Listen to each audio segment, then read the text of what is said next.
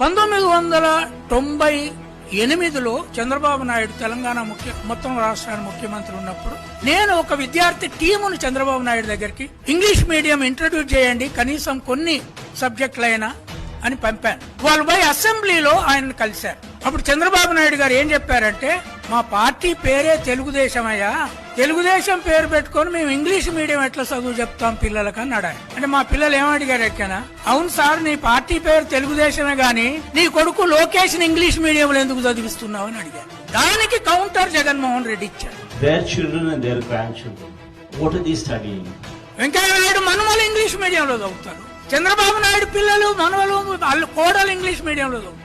కానీ మాలా మాదిగ సాకలి మంగళ గొల్ల కుర్మోళ్ళు ఆదివాసులు ఇంగ్లీష్ మీడియంలో చదవద్దంటే ఆ ఇంగ్లీష్ మీడియంలు పెట్టి చూపెట్టిన జగన్మోహన్ రెడ్డి ఈ దేశానికి ఒక కొత్త మార్గాన్ని ఇచ్చాడు.